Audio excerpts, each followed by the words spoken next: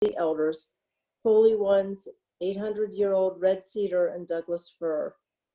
These lands of old growth, cloaked in early morning mist, whisper with ancient songs and stories. Awakened and illuminated, a thin place, a liminal space, an invitation to simply walk from here to there, from the blackened embers of old beliefs and identities into a more visible and alive, wild, indigenous self. Thresholds such as these require honor and respect, an offering of dried tobacco and yellow cornmeal for safe passage, a prayer to the ancestors to light the way, placed gently in the burnt hollow of a tree, enveloped by earth and braided with roots and ash. Offering accepted, entrance granted, you step through onto hallowed ground, consecrated by the soles of your feet on dark virgin soil, pulled forward by some mysterious force, unconcerned with the comforts of a life you have outgrown. Loving now silently those you once loved out loud, you move across a landscape of memory and belonging, following the distant sounds of old church bells and river water. The most difficult river crossings you don't see coming, no warnings.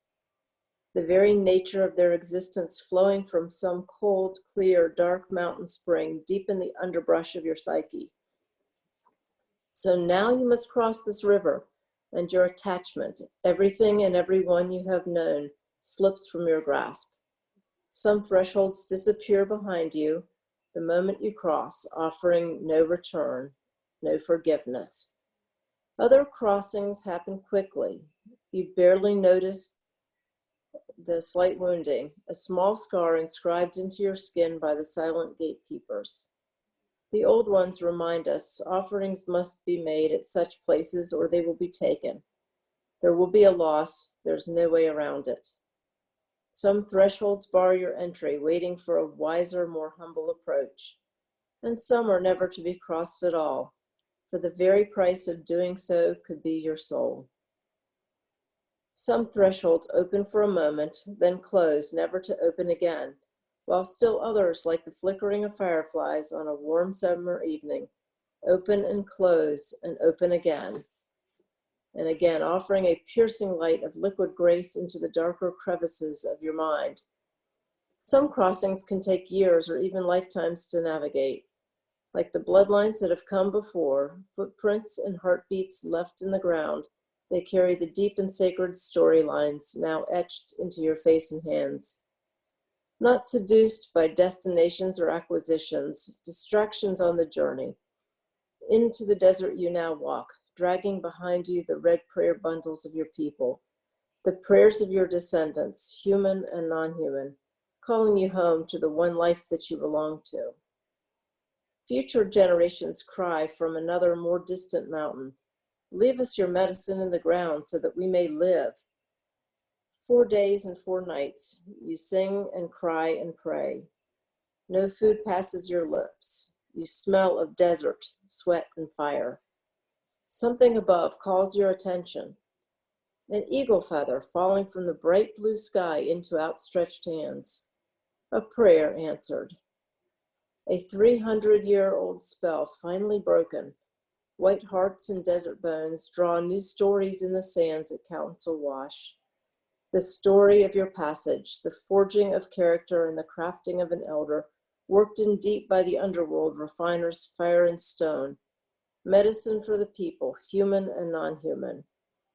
After many years and many crossings, you carry a shaft of golden light in your eyes. A blessing for the one who on some ordinary day walks by your door on their way to some routine importance. Suddenly they find themselves in a rainforest without a compass, a trail marker, or a whistle. The old maps are of no use here. Only deep listening and the distant sounds of old church bells and river water.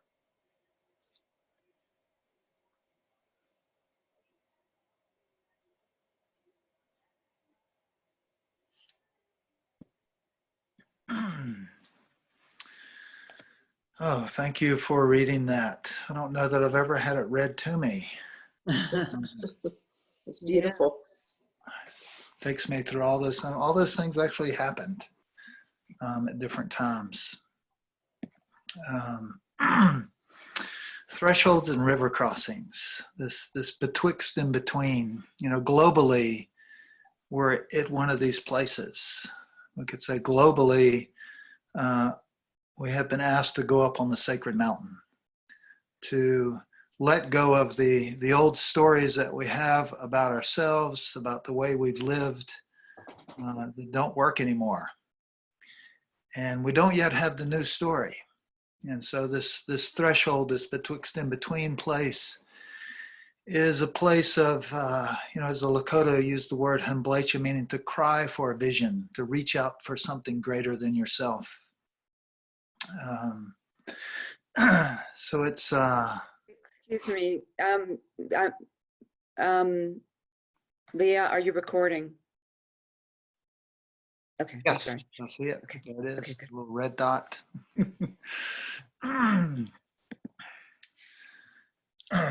So I received a letter containing an account of a recent suicide. My friend jumped off the Golden Gate Bridge 2 months ago. She had been terribly depressed for years, and there was no help for her, none that she could find that was sufficient. She was trying to get from one phase of her life to another and couldn't make it. She had been terribly wounded as a child, and her wound had not been healed. She destroyed herself. The letter had already asked, how does a human pass through youth to maturity? Or I would add, from any one phase of life to another without breaking down. And it had answered, with help from tradition through ceremonies and rituals and rites of passage at the most difficult stages. So it's an excerpt from a book by Wendell Berry called The Unsettling of America. Certainly a story we know to be true in a lot of different ways. And we think of, when we think of initiatory passages, that first phase of the initiatory passage we would call the calling. And unfortunately, callings most of the time aren't filled with this inspiration or this aha moment or this direction that comes and says, turn this way, and there's a moonlit path and all this joy, and said, this is the way. Usually these callings come in darkness and in great challenge.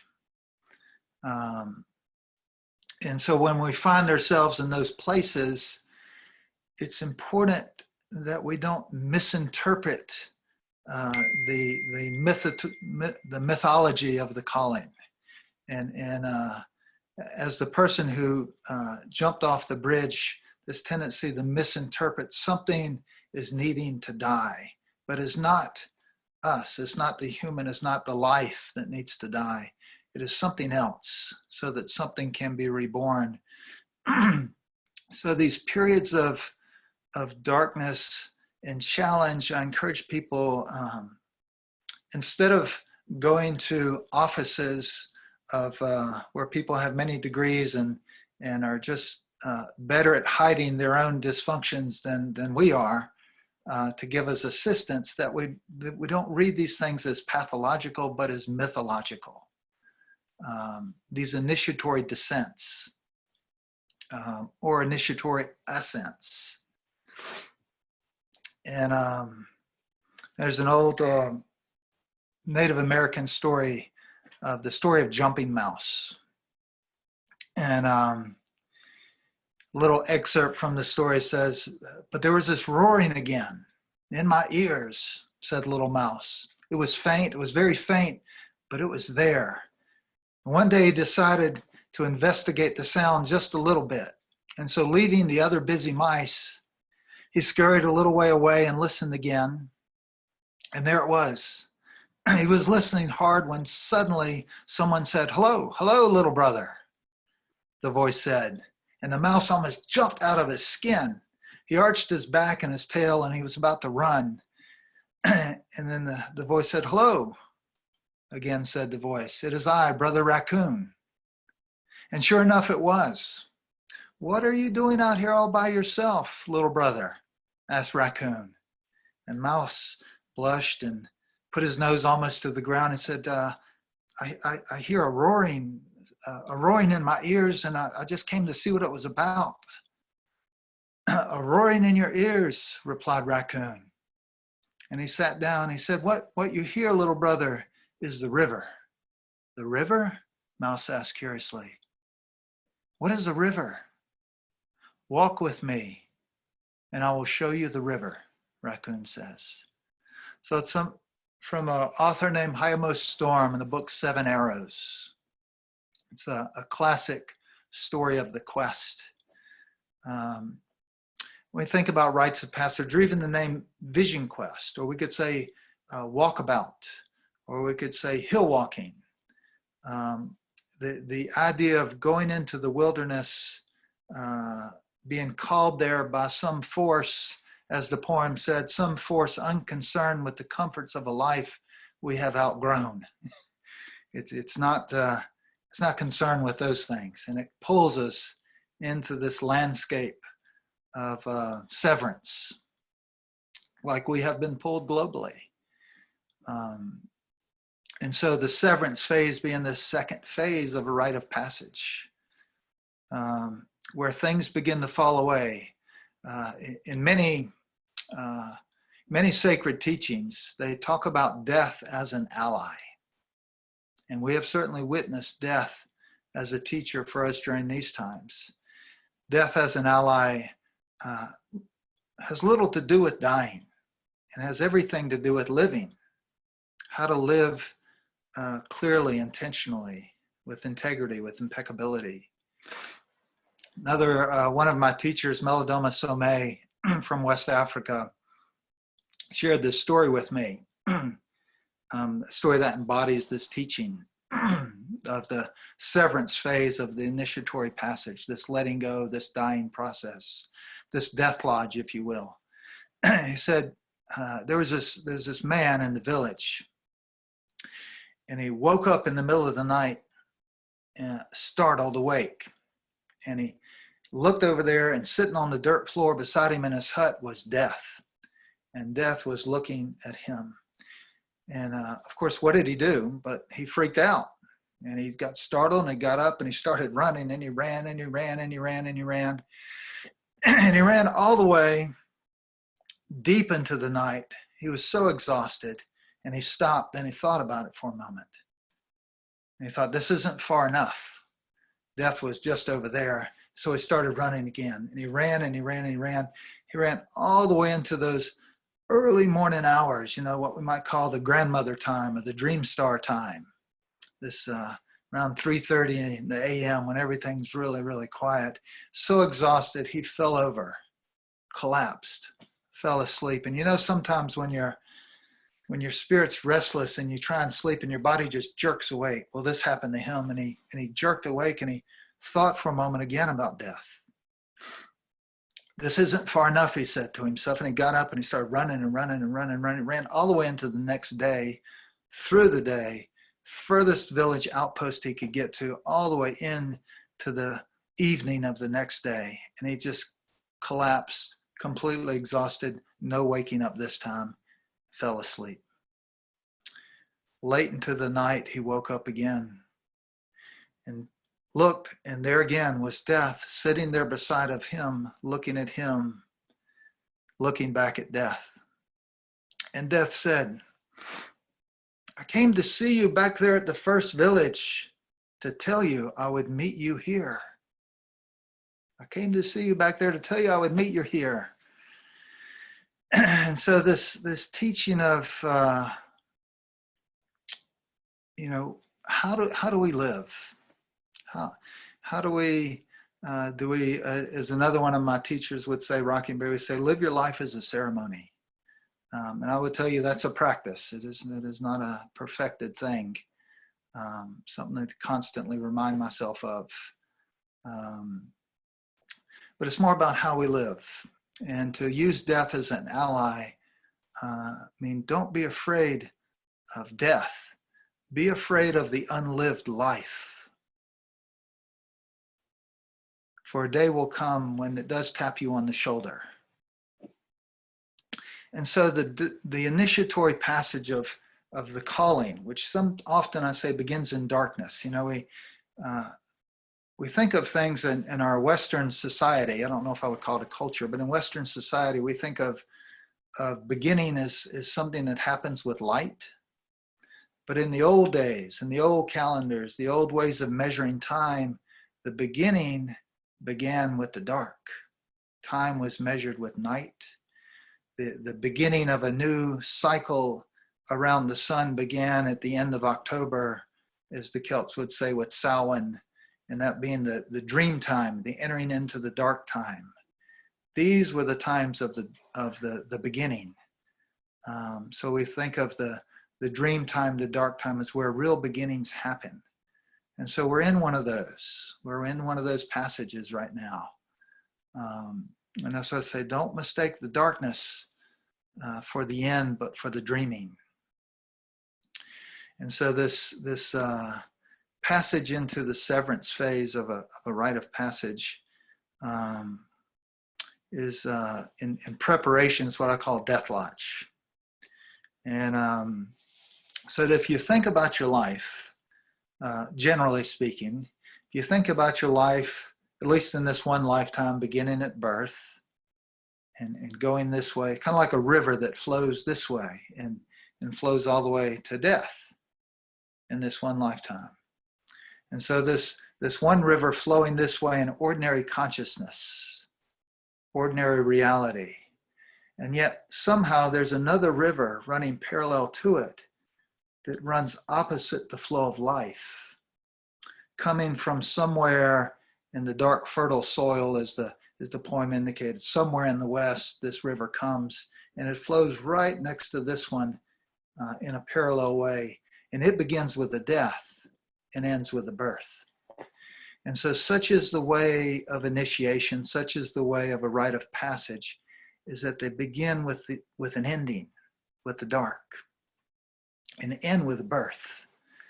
And so when we're in one of these initiatory passages, maybe we fell into it, got pushed into it, or volunteered to step into it. But as the poem indicates, these gateways, these passages require an offering, because where one doesn't make an offering, one will be taken. There will be a loss. There's no way around it. It has to happen for there to be this birth. And so you have the calling, and then you have the severance phase, or this what's called the death lodge phase, this preparation for the passage. Now in the rite of passage, the dream quest, vision fast, all these names of indicating the threshold phase. It's what most people think of when they hear that word vision quest, is they think about the threshold phase. They forget about all this stuff that got them there. I always think the most potent and powerful part of the quest is everything that got you to the foot of the mountain, to the base of Sacred Mountain. And so this middle place, this threshold phase following the severance, it's neither there where we were, and it's not over there where we're headed. It's betwixt in between. It's like if you think of all these religions, all these kind of notable religions on the planet, they all began with somebody going into the wilderness, fasting and praying with no provisions, and receiving a soul encounter, an awakening to their medicine, and then a return and delivering that medicine. So we can think of Jesus in 40 days in the desert. We can think of Buddha going into the Bodhi tree, Muhammad going up on the mountain, countless Native Americans going into the desert and questing.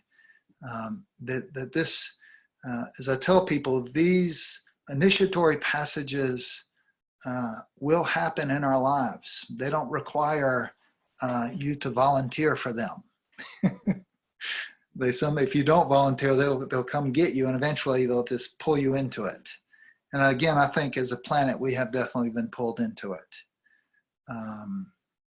The old stories just don't work anymore. So in this threshold phase, this betwixt and between time, this is the time of surrender. And not surrendering to anything that you might conceive of, but simply surrendering completely. It is, in indigenous languages, they don't use as many nouns as we tend to use in the English language. The use of nouns creates oftentimes what I would call a constricted or dead language. They would use many more verbs because verbs imply relationship and living. So even this Lakota word, the hemblecha, it's not a noun of not like the word vision quest. It means to cry for a vision. So it speaks of a surrender. And so this surrender that happens during the threshold, to let go to something greater than yourself. It's what makes us, it makes us available to grace and spirit. There is no guarantee. Like I've been on a number of vision quests and I've guided lots and lots of vision quests. There's no guarantee that one will have what one might call a soul encounter or a otherworldly experience. There's no guarantee of that, even if you did all the right things. But you can make yourself available to receive grace, to be met by the sacred. Is that you make yourself available to the sacred by emptying out your palms and your heart and your belly, as on the fast. And something maybe comes in, some new awareness. So, I wouldn't say a new awareness. Actually, I would say a memory. A memory in many indigenous cultures. There's this concept, and when I'm referencing indigenous cultures, just so you know, I'm talking about your ancient ancestors. So that if we turn and walk down your line of your bloodline lineages, if we went far enough back there, we would find practices of connecting to ritual, to earth, to nature, to seasons, to community, to the sacred. They would exist back there far enough. We just have to travel a long way in some of our lineages than in others.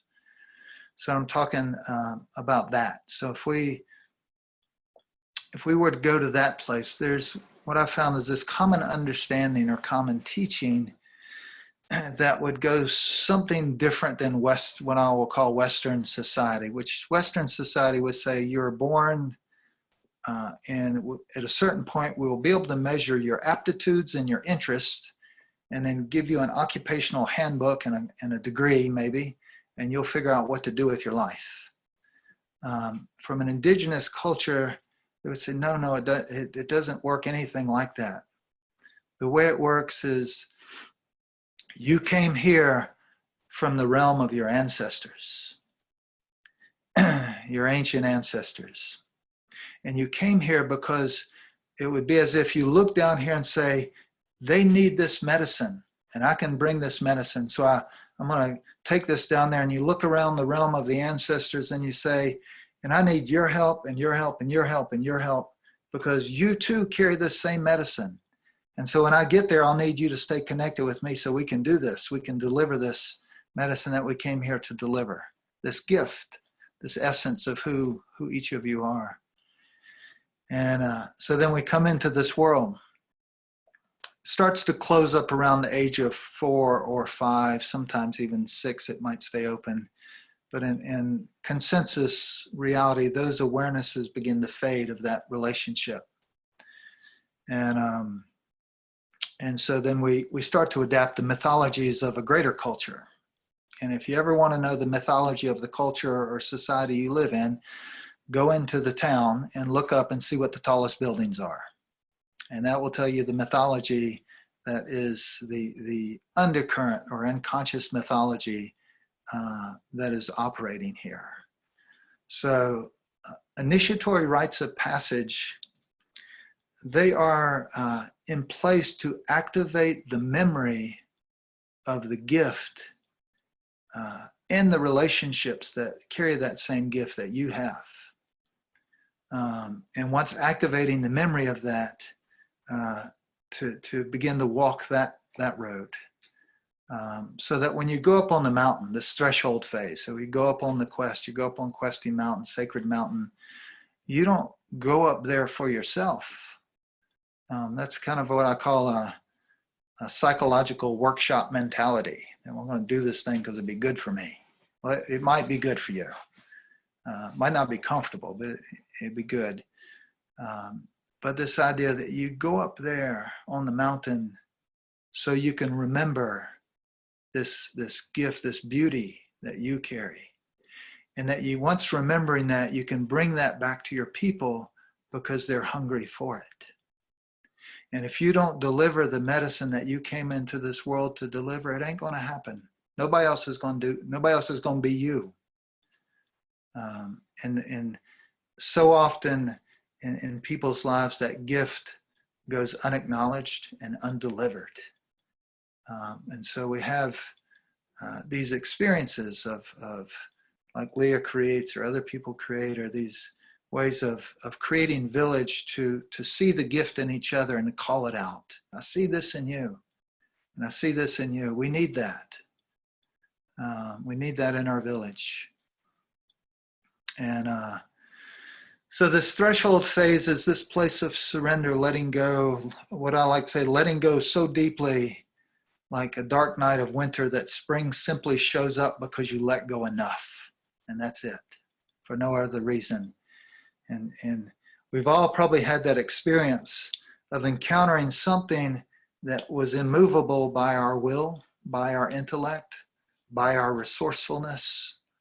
And the moment we surrendered and let go, something shifted, something changed, and we can't explain why that happened, but grace entered because we finally let go. We made some room for spirit to come in.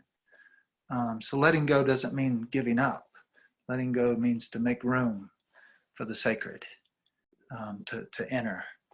And then something shifts, or this awakening, this memory can happen that puts us on an alignment with a path that was there waiting for us the whole time. It's like the thing, that which you are searching for in your life is also searching for you. One of these days you're going to run into each other. It might be out in the wilderness, or it might be literally you have a car crash and you run into somebody, and that's it. That's the thing. So the threshold phase, being up on the mountain. And then the final phase is the return phase, returning to your village. What does that mean? Well, you're returning with a new story, a story that lies in front of you, not behind you. I used to have my old teacher, Rocking-Bear, used to say, you're walking backwards. And what he means is that you're focused on the story behind you, trying to navigate yourself, further into your life. He said, you're walking backwards. He said, so when you come off the mountain, you come off with a story that lies in front of you, this one that calls you into it. And so in what we call the giveaway ceremony, this way of returning, the giveaway ceremony becomes your life. Maybe you come back with a great question. It's not all about the answers. Actually, the questions are what we follow. The questions are what guide us. The answers, we tend to stop once we got them. So one thing I learned early in this work is that you want to have a really good, potent question that you can live into. One that takes a while, maybe lifetimes, that you can live into and pass on to the next generation. Have those kind of questions. So this return to the village and the giveaway, listening to stories, sitting in the council circle with elders that hear your story and mirror back. This is what I hear in your story. This is what I hear about you. This is the medicine that is reflected in your story in that time in the wilderness that I hear in there.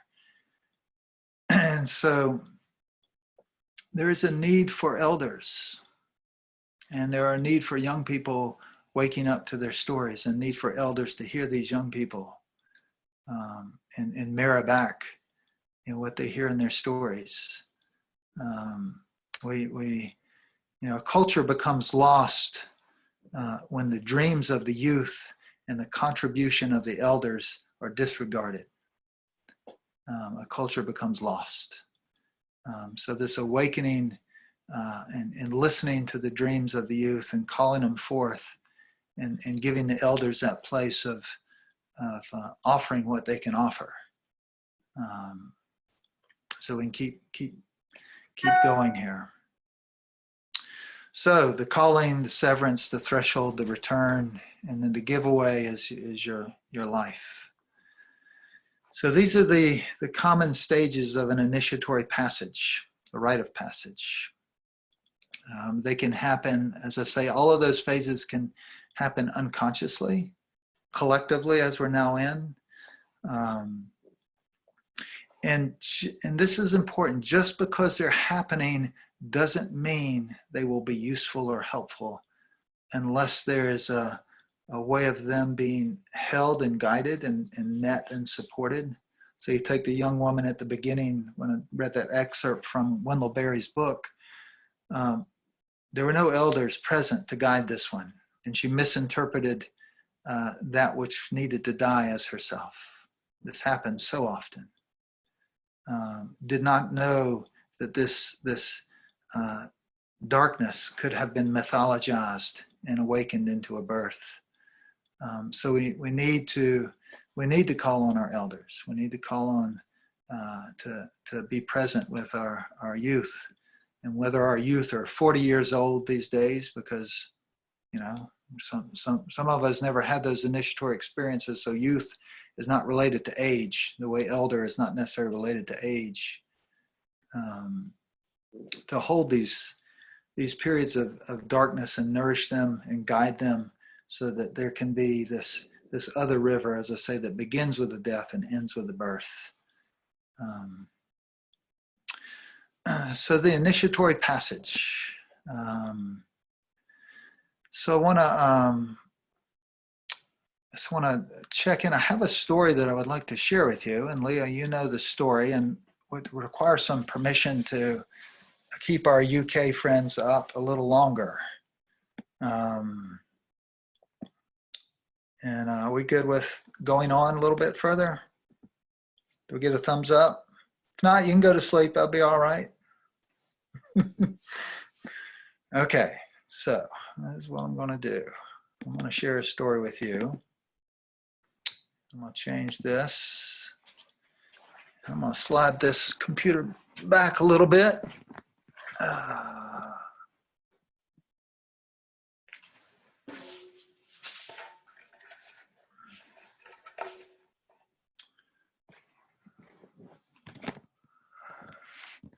All right, Leah, can you hear me okay? Is the volume good? Do give me a thumbs up if you can hear me all right. Yeah, you're good. All right, good. All right.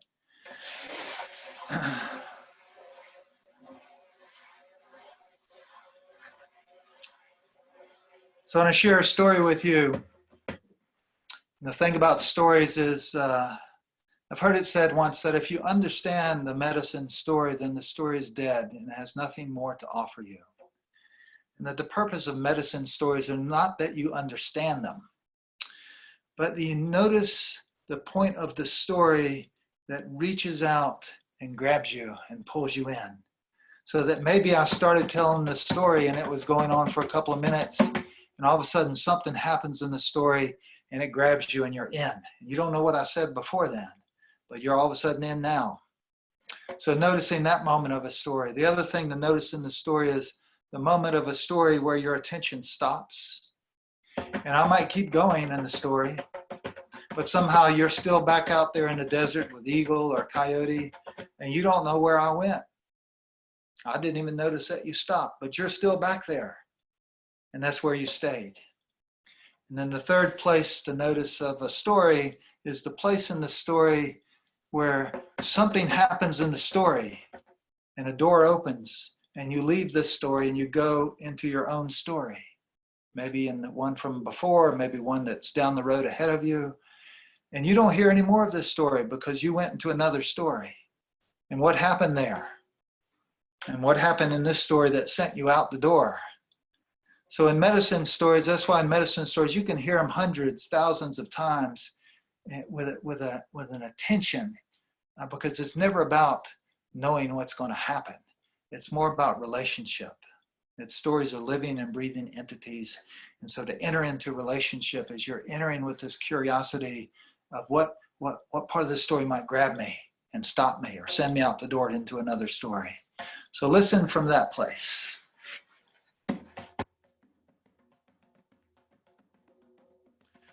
So as they say, once upon a time, or once below a time, or once sitting around the fire in a global village online, in a place you think is in time, there was a village. In that village, there stood a circle of warriors, shoulder to shoulder, facing outwards around the lodge. Within that circle of warriors, within that lodge, sat a circle of grandmothers facing inwards. Within that circle of grandmothers was a woman bringing new life into her village. And outside this lodge could be heard sounds of drumming and singing and prayers of gratitude to the ancestors. Prayers of gratitude for this new life coming into this world, because they knew that this new life was bringing some medicine, something they needed. Soon outside this lodge could be heard sounds of deep breathing, grunting, and screaming, the way you sometimes do hear sounds of deep breathing and grunting and screaming when a woman is bringing new life into her village.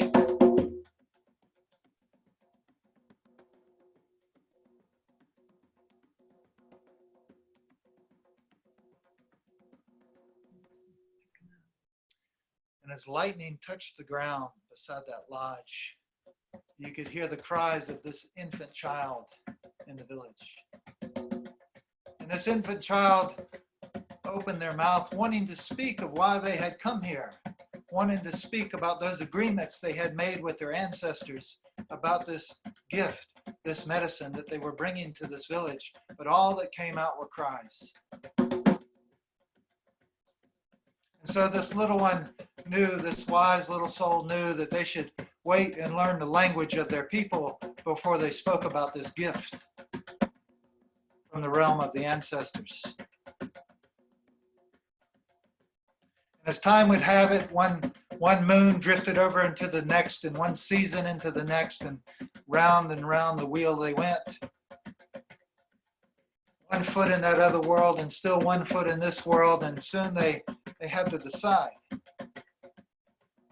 So they planted both feet firmly in this world. And in so doing, they began to forget. They began to forget about those agreements they had made in that other realm, about this medicine that they came here to deliver.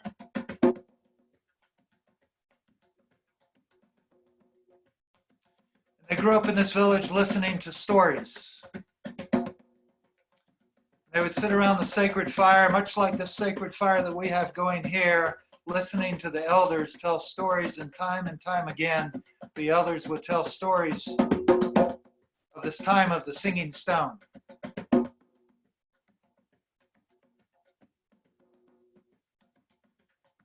And in this time of the singing stone, this little one knew that this was a time of much joy, much connection, much laughter, and feasting, and ritual, and ceremony, and a time when people seemed to be grateful for each other, for the ancestors, for creation. They also noticed that the elders, when they would tell this story, seemed to have a tearfulness in their eyes, a moisture, a longing. Well, this child grew to that place of betwixt in between. You know that place. You've been there, around 14 or 15, that place of betwixt in between, around 24 or 34 or 44 or 54, 64, 74, 84, that betwixt in between place where you are no longer where you were. And you are not yet where you are headed. You are betwixt and you are between. She grew to that place. When she grew to that place, she noticed for the first time, maybe it had always been there, she didn't know, but she did notice it now, that a dark cloud had descended upon their village. With that dark cloud, there seemed to be a lot of forgetting, a lot of ungratefulness and hostility and fear and anxiety. People forgot to acknowledge their ancestors, had lost their connection to their place in the circle of life and creation with nature. Just seemed to be a lot of fear and anxiety and stoicism. Once again, they were hearing that story of their elders talk about this other time, this time of the singing stone. And so they thought, if I could find that singing stone and bring it back to this village, maybe the people will once again remember. So they went to their grandmother and grandfather and said, "Grandmother, grandfather, I would like to go find this singing stone that you have told me about around those sacred fires at night. Because our people have forgotten and they are hungry and they are lost." They said, "Yes, grandson, it is time for you to go. So first go to your mother's lodge for her blessing, and go to your father's lodge for his blessing, and then return here to this fire." So with that, she went to her mother's lodge. She told her mother of this quest to find the singing stone. Her mother gave her her blessing and gifted her with one finely crafted bow. As she left her mother's lodge, her mother wept deeply, for she knew she would never, ever see this child again. And then he went to his father's lodge and he told his father of this quest to find the singing stone. Bring it back to the people. His father gave him his blessing for this quest and gifted him with one finely crafted arrow. As he left his father's lodge, his father wept, for he knew he would never, ever see this child again. So he returned to his grandmother and grandfather's fire. And they said, "Now, granddaughter, at first you must go into the prayer lodge, to the Inipi lodge, to the sweat lodge, and pray for the blessing of your ancestors for this journey." So that night she did. She went into that lodge, and over those hot stones and in that dark liminal space, that thin place, that mist between the worlds, she cried and she sang and she prayed and she prayed and she cried and she sang, because she felt the blessing of her ancestors upon her. And she returned to her grandmother and grandfather's fire, and they said, "Now, granddaughter, at first light, you are to leave this village into the east. Do not look back, for there will be no fanfare for your departure. It is likely they won't even notice. Remember this, granddaughter. We believe in you. And if you listen deeply to the wisdom that moves across this land, through these forests and mountains and glens and down these rivers, you may find something out there." So at first light, she walked into the east, into the spring morning, into the fresh dew onto the grass, into the pale greens and yellows of springtime. There's some distance in the east, she saw eagle She said, Eagle, can you tell me where I can find the singing stone that my elders have spoken of? And Eagle said, Granddaughter, I cannot tell you where to find this one that you look for, but I will tell you this. We have been watching you since you have arrived. We believe in you, and we are standing by you. And if you continue to listen to the wisdom that moves across this land, out here in these forests, these hills, down these rivers, you may find something out here. I suggest you turn and go into the south and see what is there for you.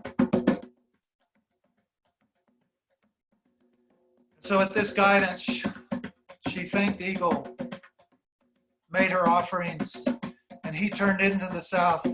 He turned into the noonday sun, into the hot, green, deep vegetation of summer, kind of south he turned. And there's some distance in the south, he saw a coyote. He said, Coyote, can you tell me where I can find the singing stone that my elders have spoken of?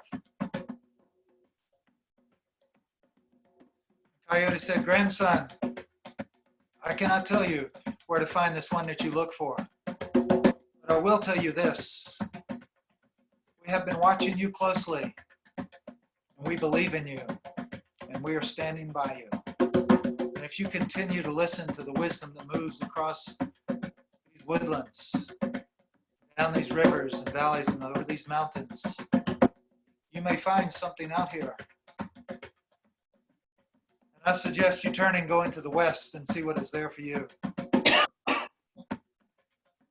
So he thanked Coyote for this guidance, made his offerings. She turned into the west. She turned into the setting sun, into the darker evenings, cooler nights of autumn, kind of west. Bright colored leaves on the ground and overhead, kind of west. There's some distance in the west. She saw Bear. She said, Bear, can you tell me where I can find the singing stone that my elders have spoken of? Bear said, Granddaughter, I cannot tell you where to find this one that you look for, but I will tell you this. We have been watching you very closely since you have arrived from the realm of your ancestors. If you continue to listen to the wisdom that moves across this land, you may find something out here to take back to your village. I suggest you turn and go into the north and see what is there for you. So with that, she made her offerings of gratitude to Bear, and he turned into the north. He turned into the dark, cold, crisp, clear, deep snow kind of north. And there's some distance in the north. He saw some looked like steam coming out of the air, and as he got closer, he saw that this steam was connected to the great buffalo. He went over to this great buffalo and he said, Buffalo, Grandfather, can you tell me where I can find the singing stone? I have searched the four corners of our land. I'm weary. I'm tired. I don't know where to go. The great buffalo said, Grandson, I have heard of this one that you speak of, and I can see that you are weary and tired. However, I cannot tell you where to find this one that you look for. But I will tell you this. We believe in you. We are standing by you. And if you go up there on that sacred mountain, the place where the lights touch the ground, you may find something up there. So with that, he made his offerings to the great buffalo and he went up on the sacred mountain. For 4 nights, 4 days, he cried and he prayed and he sang and he sang and he prayed and he cried for the guidance of his ancestors to the spirit of that mountain. And on that 5th morning, he had received the guidance from the spirit of the mountain, from his ancestors, that it was time to return to his village. While he did not understand this, he did trust this guidance. So he made his offerings to the spirit of the mountain, to his ancestors, and he came down off the sacred mountain and began to make his way back toward his village. The way you make your way back toward a village when you've been on a great journey, trying to remember something about who you are and the medicine you carry.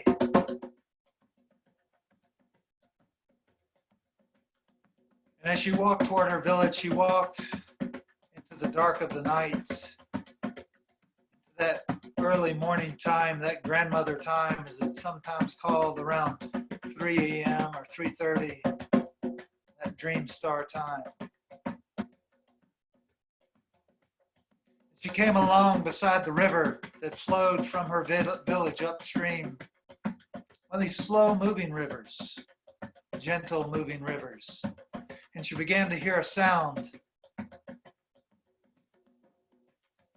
sound the way you can sometimes hear sounds way off in the mountains that travel just about a foot off the water, as if it was right around the corner. It was a long way off, and she followed that river upstream toward her village, listening to that sound. Couldn't make it out what it was. So she got closer and closer to her village. She could hear that these sounds floating atop the water, coming down the stream that she could hear in the early morning hours, seemed to be the voices of the people from her village. And as she turned the trail and looked toward the village, she can now see that the path was lined with all the people from her village. They were waving and smiling and saying something. She couldn't make it out. She kept listening deeply, and finally she could hear with the ears of her heart. She could hear what they were saying. And they were saying, "Welcome home, Singing Stone. Welcome home, Singing Stone." That night, Singing Stone had a dream. And she dreamed she was sitting by a council fire, not unlike this council fire. She was sitting by a council fire with eagle, coyote, and bear, and buffalo. She said, "I want to thank you for believing in me. I want to thank you for showing me the way." And the great buffalo stepped forward and said, "Granddaughter, Singing Stone, do not thank us with your words, but let the way in which you live your life speak your thanks, and this we will see. You go well, Singing Stone. Go well." Oh. Oh. So just in honor of the place in which that story came to me, it was passed on to me by Stephen Foster and Meredith Little some 25, 27 years ago from the School of Lost Borders. And the source before them is, Stephen said it was from an anonymous Native American source. They did not want to be named, so they just wanted to remain anonymous. And in a way that when we give a gift to someone, if we remain anonymous, then it can't become about us. It's just about the gift they get. So I'm grateful for that story coming into my life so many years ago, and invite you to weave it into your life and share it with others as well. So I'm going to pause and turn this over back to Leah. Okay. Well, I'm going to open it up just for a bit before we close. Does anybody have any questions they would like to ask Kedar? If so, you can unmute yourself and feel free to ask any questions or make any statements you'd like to make.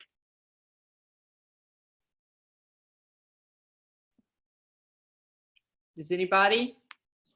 Thank you for such a beautiful story. It brought a tear to my eye. It Oh, was you're quite beautiful. welcome. So beautiful. Thank you.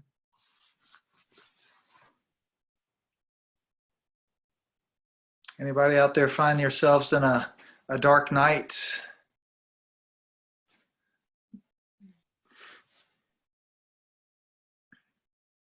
Or a calling or a severance or a threshold moment or Kedar, I'll just say thank you for that story, and it helped me remember what I went through with my Vision Quest a few years ago. So thank you very much. That was wonderful. you're most welcome.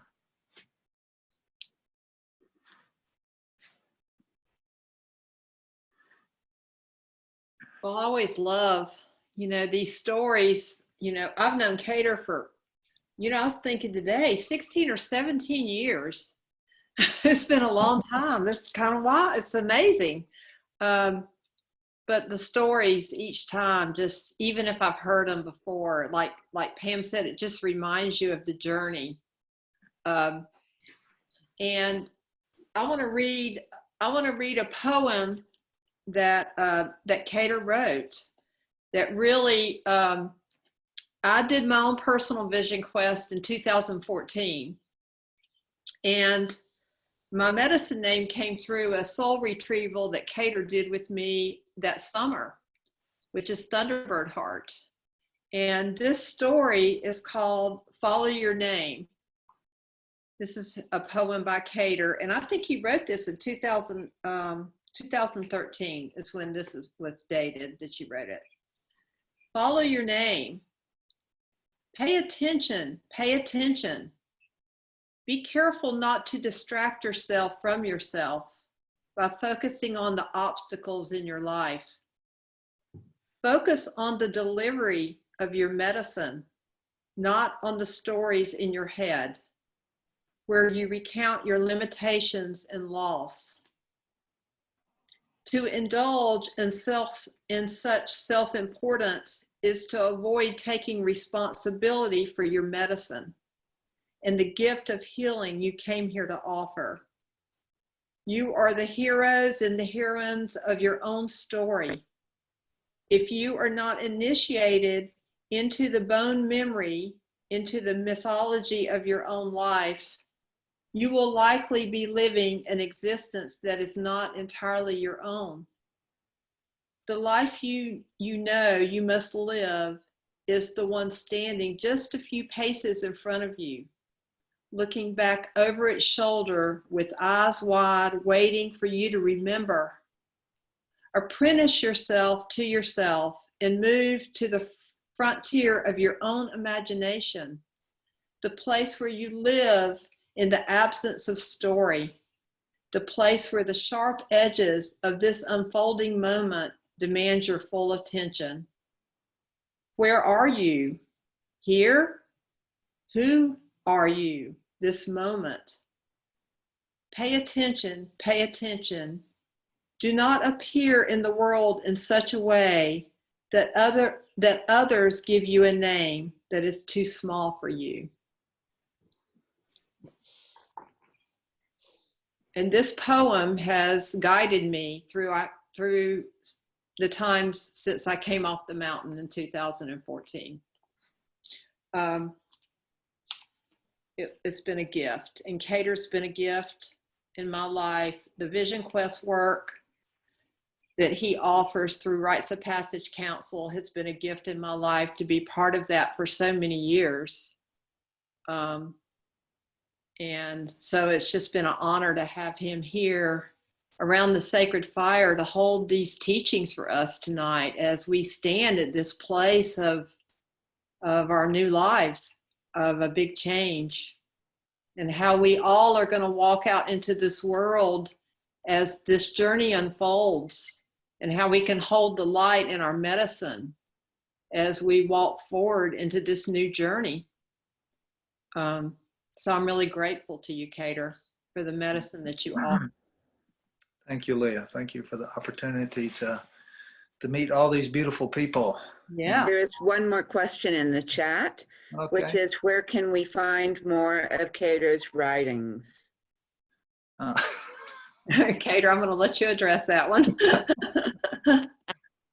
At the tip of my pen, but until those come out, I have a personal website. I'm happy to, if you email me or contact me through the website, to send you those 2 poems. But I have a personal website that's KedarBrown.com, spelled KEDARBROWN.com.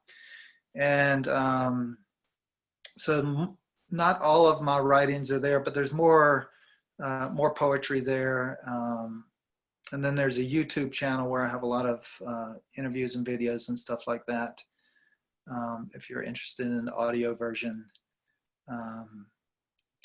But yeah, you can get more of the writings that I have at that. Looks like that. Yeah, that website that Lisa just put up there. Did you do it? Okay, very good.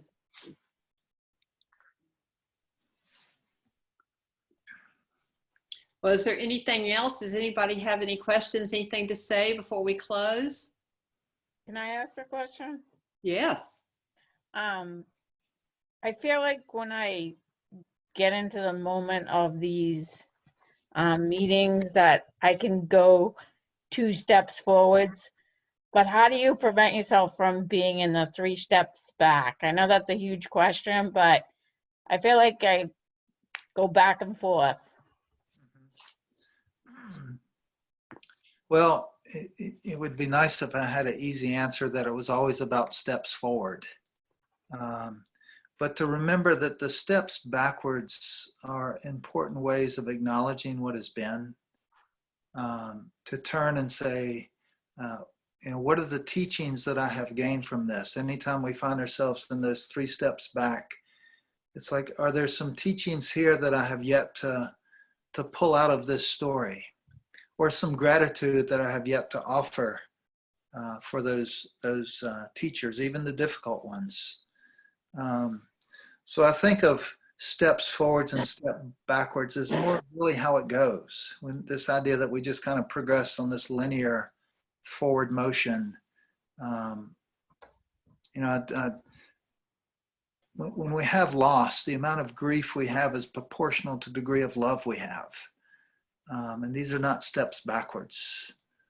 And so to turn and say thank you, to turn and offer a tear or grief. In another way, we think of tears as being the food of the spirits, and we don't feed them enough. So to offer a heartful expression, but not to see the 3 steps back as somehow not progressing. I think that would be the important thing, that there's a reason to step back. The same way in astrology, when planets go retrograde, even they have this kind of backwards thing they do. So don't think we're immune to this. When our lives go retrograde for a while and we revisit moments or stories or emotions. But again, what is the teaching that I have from that story? What is the gratitude that I can offer that teacher, even if it was a difficult one?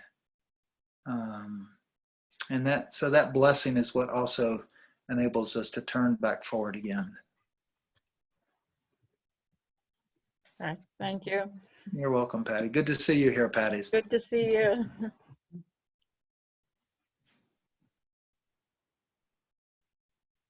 Anybody else? Well, before we close, I want to announce next Tuesday, our teacher is going to be Elizabeth Jenkins. Elizabeth, hold on. I've followed her for a bit. She is going to be teaching about working with the collective bubble, like the collective energy field. She's an international best-selling author of the fourth level, the author of the fourth level, The Return of the Inca, and The Journey to Keros. And she walks the path of Apaco, which is the Andean cosmology. And she is going to be teaching us next Tuesday. So all of you will be invited to, I'll send out email reminders, and you'll be invited to gather again around the sacred fire with us. On golden-threads.com tomorrow probably midday, the recording will be posted of what Kedar under teachings of tonight, and there's some other teachings that have happened previously that's on there now, and each week we'll keep adding the teachings. And so I'm really grateful for all of you being here, and yeah, please come to the Sacred Fire anytime you want to connect in community and feel the support of the people that are gathered here. Thank you so much, Leah. Thank you for creating this space. Yeah, thank you. It's my pleasure. I love it. I love it. And anybody that wants to stay after and visit with Kedar, if he's going to hang out, I know there's people from all over. You are welcome to. I think these meetings end when I actually just hit end. So I'm going to stop the recording though right now.